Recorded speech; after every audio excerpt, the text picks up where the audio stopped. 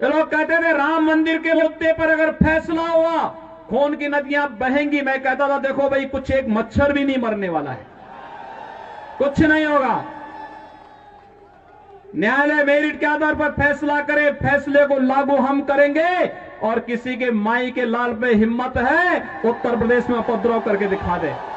पहले कश्मीर में पत्थरबाज पत्थर फेंक करके पाकिस्तान का पैसा लेकर के भारत की संपत्ति को नुकसान पहुंचा करके उन्हें क्षतिग्रस्त करते थे, और कांग्रेस और केजरीवाल जैसे लोग उन पत्थरबाजों का समर्थन करते थे।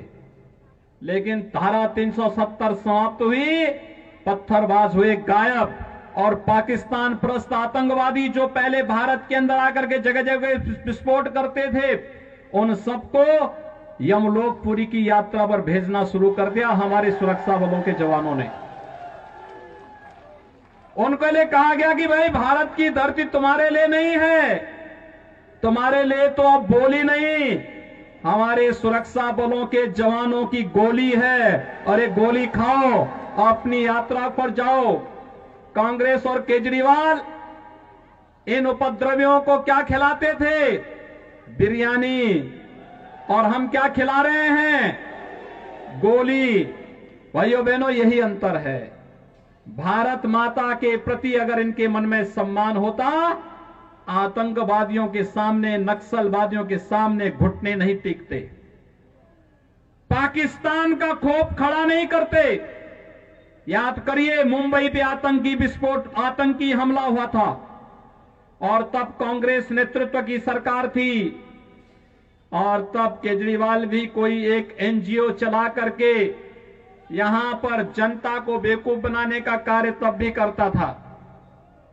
भाइयों बहनों, जब देश की जनभावना थी कि पाकिस्तान पर हमला होना चाहिए, तब कांग्रेस नेतृत्व की सरकार क्या कहती थी कि पाकिस्तान में एटम बम है, कहीं ऐसा ना हो कि भारत पे फेंक दे।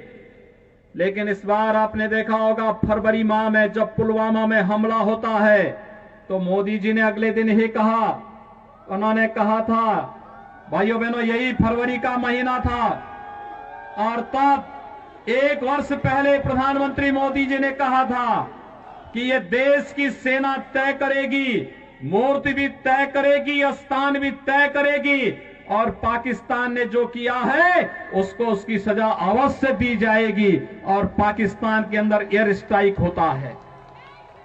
इमरान खान दुनिया के अंदर आपने देखा होगा, जान की भीख मांगते हुए घूमता हुआ फिर रहा था, और उस समय इमरान खान ने कह रहा था कि भारत हमला कर देगा। तस्वीर बदल गई।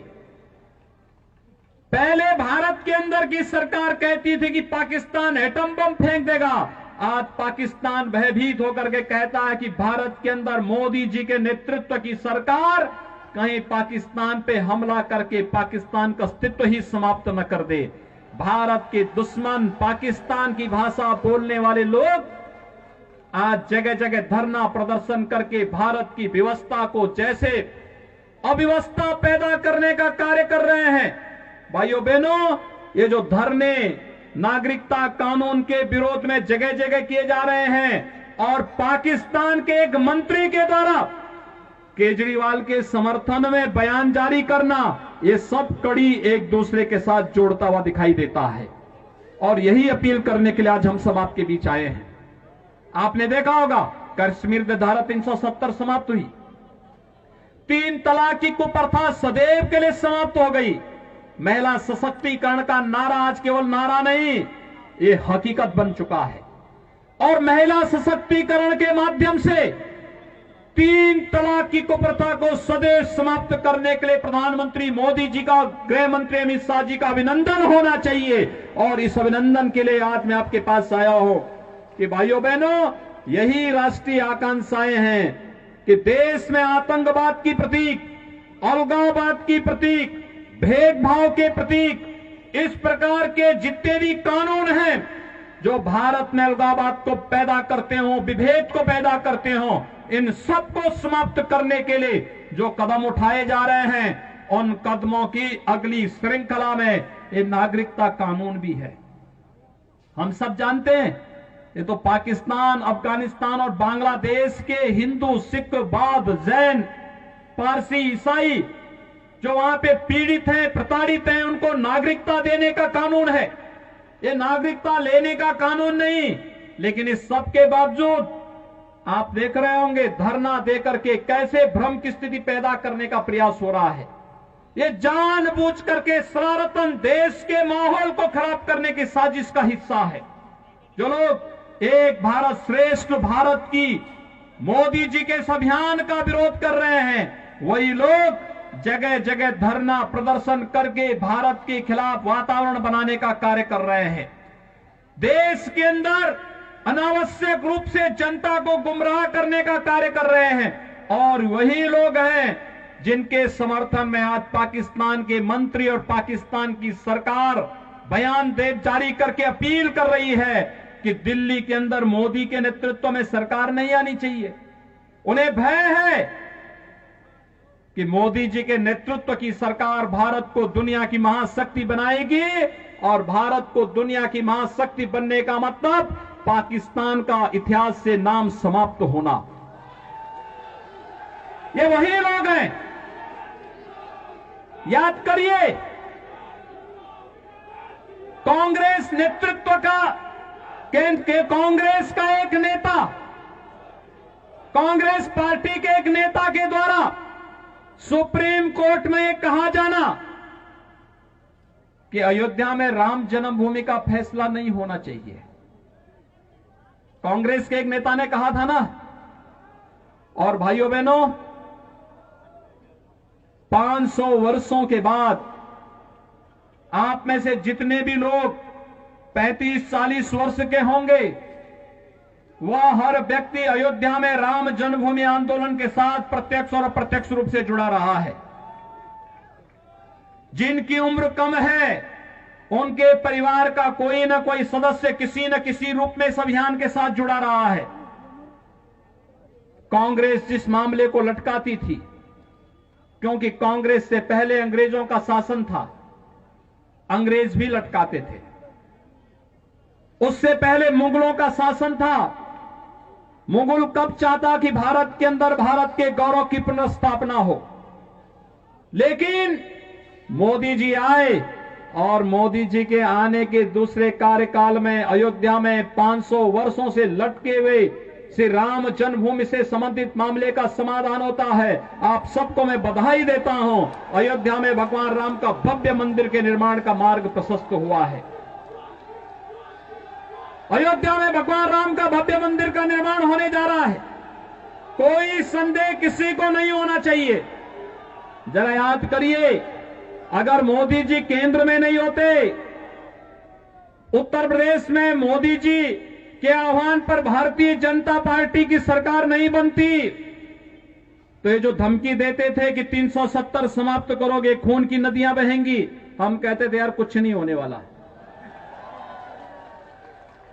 ये लोग कहते थे राम मंदिर के मुद्दे पर अगर फैसला हुआ खून की नदियां बहेंगी। मैं कहता था देखो भाई, कुछ एक मच्छर भी नहीं मरने वाला है, कुछ नहीं होगा।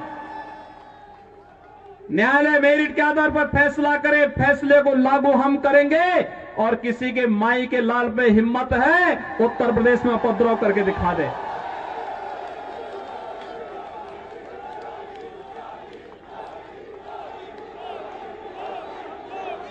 भाइयों बहनों, उत्तर प्रदेश, यहां दिल्ली के बहुत सारे लोग जाते होंगे हरिद्वार में कांवड़ यात्रा में।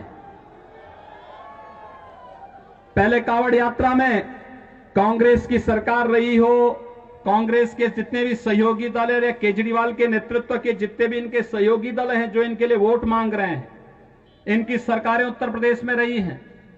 इन्होंने कांवड़ यात्रा उत्तर प्रदेश के अंदर बंद कर दी थी, नहीं चलने देते थे, प्रतिबंध लगा दिया। डीजे नहीं बजेगा, शंख नहीं बजेगा, घंट नहीं बजेगा, घड़ियाल नहीं बजेगा, पंडाल नहीं लगेंगे।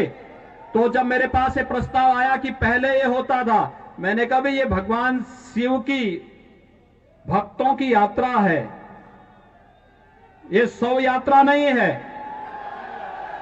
इसमें सब बजेंगे, इसमें डीजे भी बजेगा, शंख भी बजेगा, घड़ियाल भी बजेगा, नगाड़े भी बजेंगे और इनके स्वागत की तैयारी जगह जगह करो और हेलीकॉप्टर से पुष्प वर्षा भी करते जाओ,